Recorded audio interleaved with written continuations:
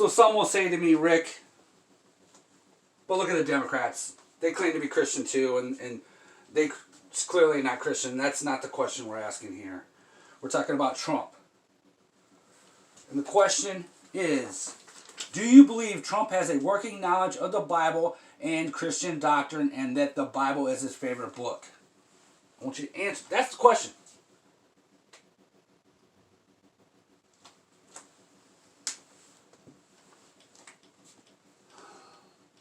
Some things that bother me is treatment of refugees. Some love his treatment of refugees. They're like, they shouldn't have come here.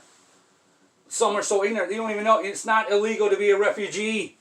We've signed treaties. There's international laws about letting in refugees, people fleeing violence, people fleeing extreme poverty. It's not illegal to come into a port of entry and seek asylum. And the law is, when they come here, you're supposed to provide them safe and sanitary conditions. That's the law. But what does the Bible say?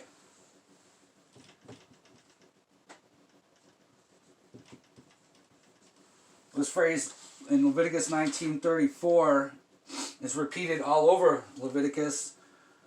The foreigner residing among you must be treated as the native born.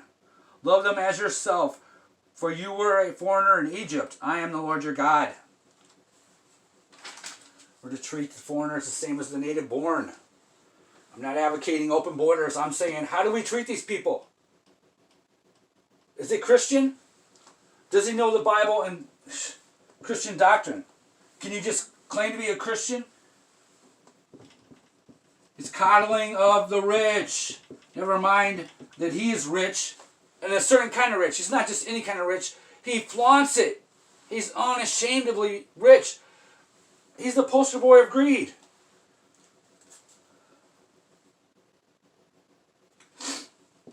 He's not having the rich pay their fair share. Now, everybody's familiar with the Sermon on the Mount, but not everybody with the Sermon on the Plain.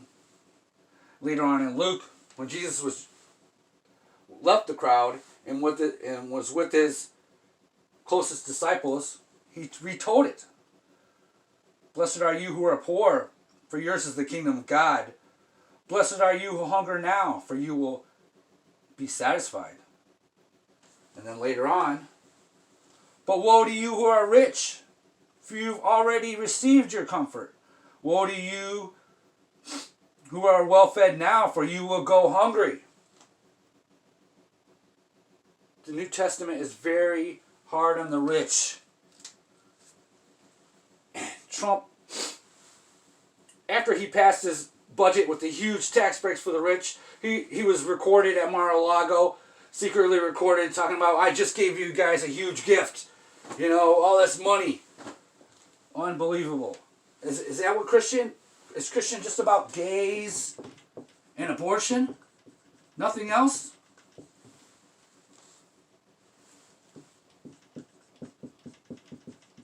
Remember, right before Christmas, it was announced he was making changes to the food stamps.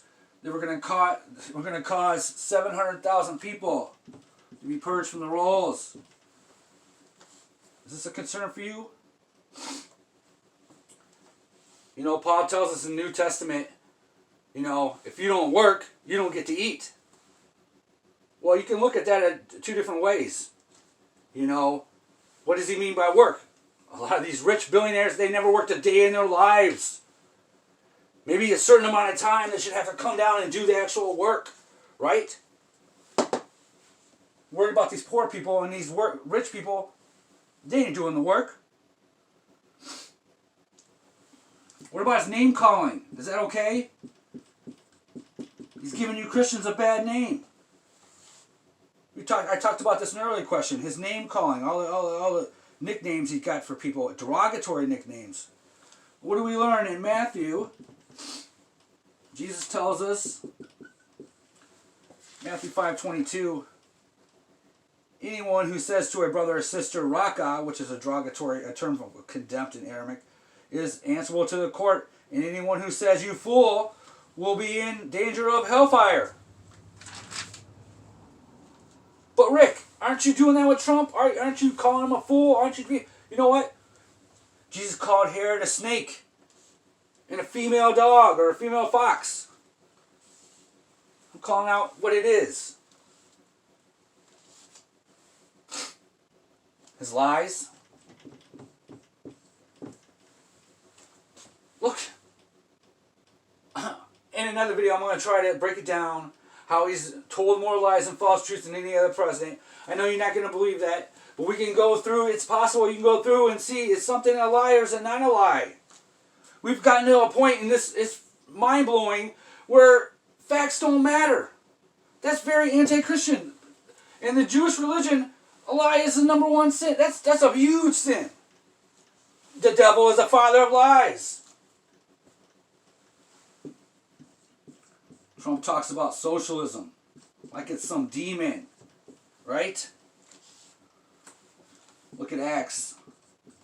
How do Christians not know this? You know, in Acts, the Christians sold all their private property and kept everything in common and gave to each according to his need. Where did this demonizing of socialism come from? Look it up. I read it. And there was a couple who sold their possessions and only gave part of the money. And what happened to them? Struck dead. All the believers were in one heart and mind. No one claimed that any of their possessions was their own, but they shared everything they had.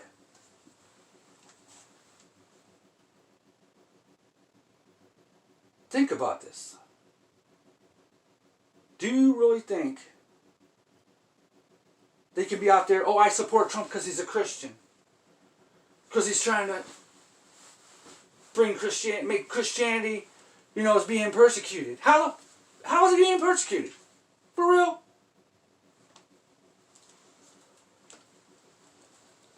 Is the Bible his favorite book, or was that a lie?